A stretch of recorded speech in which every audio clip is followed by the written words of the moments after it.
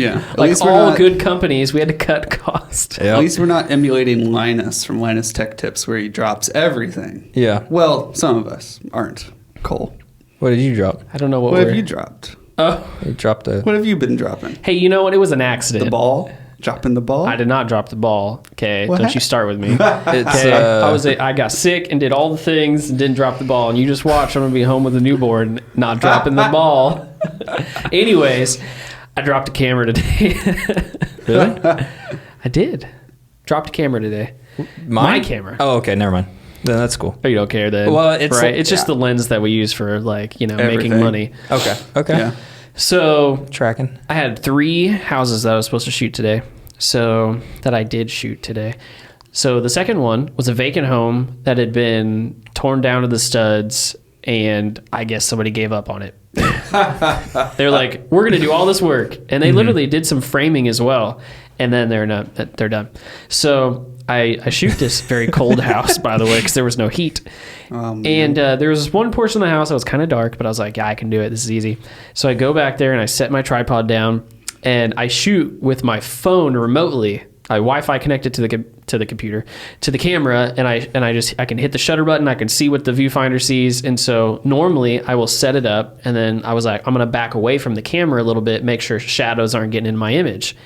As I went to back away, I stepped on the back of this board, a piece of plywood, and it like flipped up a little bit. One of those minimalist floors. Yeah, minimalist. So this was really like still in construction home. Oh yeah, no, there was goodness. no flooring, just studs. Like it was just subflooring, like all plywood. It was a hipster minimalism home. They're just I like, can show you the we pictures. don't need floors and walls.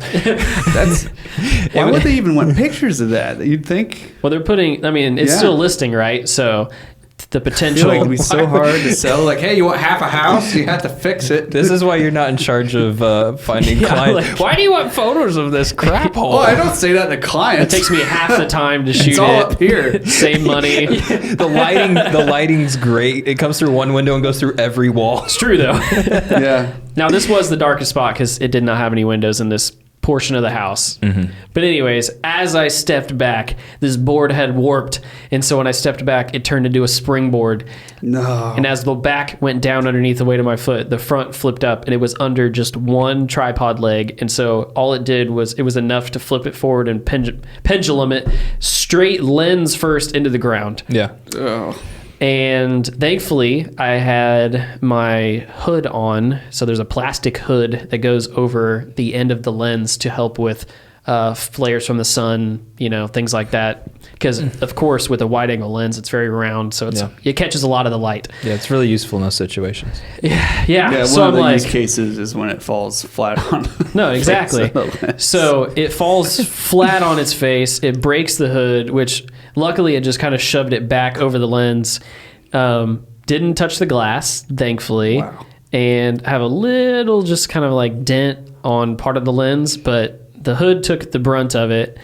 But unfortunately, it is a zoom lens and it zooms out. So it was fully extended just because of the way that one works. But I was like, great, I'm sure it just shoved everything back into it. But it still works. I don't know. Autofocus was fine. Aperture was still working. Like zoom was still working. So, and now it's like my back. It's just a little, it still works, but it's a little creaky. A little. But I was able to finish my shoots, but I could not.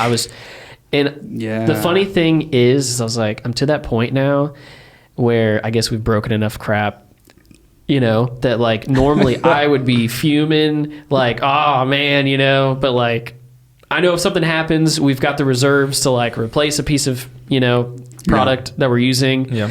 There's like ways that we can get through this. But of course, first thing as a business owner, I'm like, I don't want to have to buy another lens. Which I don't. So the sound of money leaving your wallet. Yes. You're like, no! I'm like, oh, nothing like, breaking a $1,400 lens on a $100 shoot. Do the math on that. we can fudge numbers, make it work. So it made me cringe just a little bit. But and usually I'm not the one to do this type of thing. So sorry, guys. Your new name is Linus.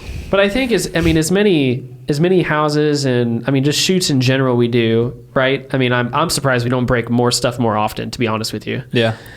The more you use something, the more likely it can happen. Exactly. Yeah. So like a gun.